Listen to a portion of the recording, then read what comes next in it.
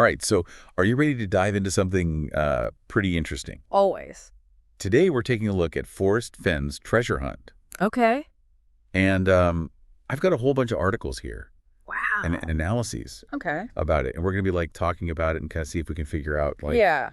if it was really about the gold or was there something more to it? Well, I mean, on the surface, you have this eccentric art dealer, Forrest Fenn, Yeah. hiding a chest full of gold and jewels somewhere in the Rocky Mountains. Right. And so, he puts these 9 cryptic clues in his memoir, The Thrill of the Chase. Right. And then suddenly you have thousands of people risking life and limb to find it. Yeah, it's crazy. It's a modern-day gold rush. Yeah. Fueled by riddles and this, wanderlust. Yeah. And what's so interesting to me is that he often hinted that the treasure was just the tip of the iceberg. Right. It's like he was pointing towards something more. Yeah, he even used this term magic bullet. Almost like it was the key. The real key to understanding this whole thing. Yeah. The magic bullet is fascinating because it can be interpreted on so many levels. Yeah. On the one hand, it seems to represent the transformative journey of the treasure hunt itself. Yeah. The idea that this search for something outside ourselves can lead to this profound self-discovery, Right. Yeah, it's like the classic hero's journey, but instead of slaying dragons, right. you're deciphering cryptic poems and hiking through rugged terrain. Yeah, you're braving the elements. Yeah. Deciphering ancient texts, Yeah, but then there's this other layer to it where it's suggesting that the magic bullet might be tied to something concrete. Right. Like a specific historical event Yeah. or even a personal experience in his life. Right. And that's where things get really interesting. Because if you start digging into his past, we find some pretty intriguing details. Okay. For instance, this story about him crash landing a Super Sabre fighter jet and being miraculously saved by an anchor chain. Okay, now that's a story. Right. Near-death experience. Yeah. Symbol of salvation. It feels like something straight out of Totally. a treasure hunt, He was a master storyteller. Yeah. He even described his own life as a grand narrative punctuated by these pivotal moments. Wow. So it's not far-fetched at all to think that he wove this experience into the fabric of the treasure hunt. Okay, but how does a crash landing connect to hidden treasure? Right. Is it a literal clue? Is it buried near a crash site? Right. Or is it more of a symbolic anchor, yeah. representing surviving against the odds? It's the beauty of his clues, right? Yeah. They're so open to multiple interpretations. Right. But there's another element that might hold the key to understanding this anchor symbolism. Okay. His deep attachment to his late brother's car, a 1932 Chevy. Skippy's car. Wait, how does a vintage car fit into all of this? Well, he described his connection to the treasure as umbilical. Uh-huh. He felt tethered to it, almost like it was an extension of himself. Oh, wow. And it turns out he had a similar connection to Skippy's car, Okay. referring to it as this anchor to his past. So are we saying Skippy's car is somehow connected to the treasure? Maybe there's a clue hidden somewhere on the car. Well, it's certainly possible. Yeah. And keep in mind, he was a man who loved history and symbolism. Yeah. He wouldn't choose a random object. Yeah. It would have to be something with a deeper meaning. Right. Something that resonated with his vision for this whole treasure hunt. This is where my brain starts to spin a little bit. Right. We've got a crash landing. Yeah. We've got a vintage Chevy. Uh-huh. We've got this treasure hidden somewhere in this vast wilderness. Right. And it's like trying to connect the stars in a constellation. You're looking for a pattern in the stars. But where does the magic bullet fit in? Right. Is it a literal bullet, a specific type of ammunition? Right. Or is it something more abstract, a metaphor for something else entirely? Remember, he was a man of many layers. Yeah. Loved playing with words. Yeah. Creating these riddles that could be interpreted on multiple levels. Okay. So the magic bullet could be both a literal clue Uh-huh. and a symbolic representation of something much deeper. Okay. Now, this is where things get really interesting. Right. Because if we consider the time period that Skippy's car is from, Okay. the early 1930s, Mm-hmm. that was a time of great upheaval, Totally. the Great Depression, social and political change. Yeah. People are desperately searching for stability, Right. for something to hold on to. Yeah, and a car, especially back then, Yeah. represented freedom, mobility, this ability to kind of escape those hardships Right. and like forge your own path. Could that be the connection? Yeah, Is Skippy's car like a symbol of yearning for freedom? could be. That drive to break free from limitations and chart your own course? Yeah, Is that the anchor rope that he keeps talking about? could be. The thing that guides us through, like, the turbulent waters of life? Yeah, that's a very powerful interpretation. Yeah. And it aligns with his belief in this transformative power of personal experience. Yeah. He wanted people to get out there and explore, Yeah. push their boundaries, Yeah. discover that inner strength that allows them to navigate the challenges of life. This is like blowing my mind. Right. It's like the treasure hunt is just the vehicle, Right. like the magic bullet Magic bullet, yeah. that propels us on this journey of self-discovery. Exactly. Hold on, there's another layer to this Okay. that we haven't even touched on yet. Okay. The reported finder of the treasure, Jack Stoof, Right. is a satirical writer for The Onion. Now that throws a wrench into the works, doesn't it? Yeah. Because suddenly we have to question the authenticity of the whole treasure found narrative. Oh, right. Was this a publicity stunt? Yeah. Like a final act of misdirection? Yeah. From a master showman? Right. Or is there something more to this imposter finder than meets the eye? It's a curveball, all right. This whole imposter finder thing Yeah. raises some interesting questions about Fenn's intentions. Okay. You know? Yeah. Was he trying to protect the real finder Maybe. from the, like the potential pitfalls of fame and fortune? It makes you wonder, like, what kind of pressure the real finder might have faced, you know? Yeah. We're talking about a treasure worth millions, instant notoriety. Yeah. I mean, it could be totally overwhelming. Yeah. Maybe even dangerous. Yeah. Right? Yeah. So he might have been trying to shield someone from that kind of scrutiny. Right. Or Yeah. perhaps he was making a statement about the nature of treasure itself. Who? You know, was the real prize ever the gold, or was it the journey? Right. This personal transformation that occurred along the way. Yeah, it's almost like he's setting up this philosophical debate, Yeah. like material wealth versus spiritual enrichment. But let's not forget there's another intriguing figure in this story Okay. who often gets overlooked. Yeah, Bill Gorman. Bill Gorman, yeah. He spent years researching Fenn's clues, Right. often focusing on areas in Colorado, Mm-hmm. but he never found the treasure. He represents the dedication Yeah. and the analytical prowess Yeah. of many treasure hunters out there. I mean, he pored over historical records, maps, even geological surveys, Wow. trying to crack this code. Yeah, but if he was so thorough, Right. why didn't he find it? It's the question, isn't it? Yeah. I mean, was he misinterpreting the clues, or was he looking in the wrong place entirely? Right. Remember, Fenn's clues were intentionally ambiguous, Right. designed to spark creative thinking and multiple interpretations. Yeah. So it's totally possible that Gorman got caught up in a specific line of thought Right. or fixated on a particular location that Ah. ultimately led him astray. It's a reminder that sometimes, like, the most obvious answer isn't always the right one. Right. But it also makes you wonder, like, what if AI is missing something crucial in its analysis of this case? Oh, interesting. You know, we're so reliant on algorithms Yeah. to sift through information. Right.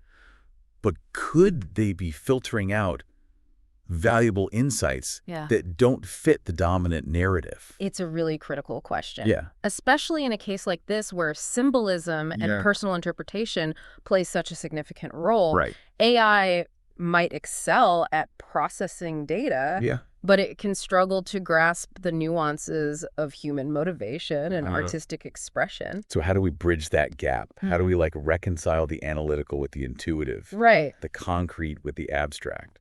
Perhaps the key lies in finding the connections, Okay. like the threads that weave together the seemingly disparate elements of this story. Yeah. You've got the magic bullet, Skippy's car, Uh-huh. the crash landing, the treasure itself. They're all pieces of a larger puzzle. Right. And maybe the solution lies in understanding how they relate to one another. Okay, so let's try to, like, connect the dots here. Okay. We know Fenn was fascinated by the idea of anchors. Yeah. Both literal and metaphorical. Right. He was drawn to, like, objects and experiences that represented stability, grounding a sense of connection. Right. Right. And if we think about Skippy's car in that context, Okay. it takes on a whole new meaning. Yeah. It's not just a vintage vehicle. Right. It's a symbol of resilience. Resilience. A testament to, like, enduring through difficult times. Right. Remember, that car came from an era marked by hardship. Yeah. Yet it still represents freedom and the pursuit of a better life. Right. So could the magic bullet be the thing that connects those two ideas? The element that links the resilience of Skippy's car to the transformative power of the treasure hunt. Now you're thinking like a true treasure hunter. Okay. You're looking for something that embodies both strength and change. Something that can propel us forward while keeping us grounded in our past. Could it be a specific feature on the car? Maybe. Something that literally resembles a bullet. Could be. Or maybe it's more of a symbolic link. Yeah. Like a concept or a theme. A concept or a theme that ties those elements together. Yeah. We need to consider all possibilities. Right. Remember, Fenn was a master of misdirection. Right. He might have intentionally planted red herrings to throw people off the scent. Yeah. But he also left a trail of breadcrumbs. Good. Subtle hints and allusions Yeah. that only the most astute observers would pick up on. This is where I wish we had Bill Gorman's insights. Yeah. He was so meticulous in his research. He was very thorough. He might have uncovered connections that we're overlooking. It's possible. What if he had already stumbled upon the link between the magic bullet and Skippy's car? It's certainly possible. Yeah. And that's why it's so important to consider multiple perspectives. Right. Challenge our assumptions. Yeah. And be open to the idea that the answer might be hiding in plain sight. All right, so we've got this web of interconnected symbols and metaphors. We do. But how do we decipher them? Right. How do we translate these abstract ideas into something concrete? Yeah. Something that points us in the direction of the treasure. Perhaps the answer lies in understanding the man himself. Okay. Forrest Fenn was a complex individual, driven by this thirst for adventure, a love of history, and this desire to leave a lasting legacy. So are you saying that the key to solving the treasure hunt lies in unlocking the secrets of Fenn's personality? It's not just about understanding his personality. Okay. It's about recognizing the patterns in his thinking. Right. The recurring themes and motifs that run through his life and his work. This is getting fascinating. It is, right? It's like we're peeling back the layers of an onion. Yeah. Revealing more and more complexity with each new discovery. Exactly. But how do we know when we've hit the core? Right. The essential truth that unlocks the mystery. That's the ultimate challenge, isn't it? Yeah. To distinguish between the distractions and the genuine clues. Right. Separate the red herrings from the breadcrumbs that lead us to the treasure. Yeah, and just when we think we're getting close, we're hit with this imposter finder twist. It's like he's playing a game with us. Yeah. Challenging our perceptions. Yeah. And pushing us to question everything we thought we knew. Remember, he was a master storyteller. Right. And every good story needs a twist. Right. An element of surprise that keeps the audience on the edge of their seats. But what if this twist is more than just a clever plot device? Okay. What if it's a clue in itself? Yeah. A hint that we're looking at things from the wrong angle? That's a possibility we can't ignore. Yeah. Perhaps the imposter finder is a deliberate misdirection, right? A way to distract us from the real truth. Or maybe it's a challenge. Okay. A test to see if we're willing to look beyond the surface and question the narratives we're presented with. Okay, my mind is officially blown.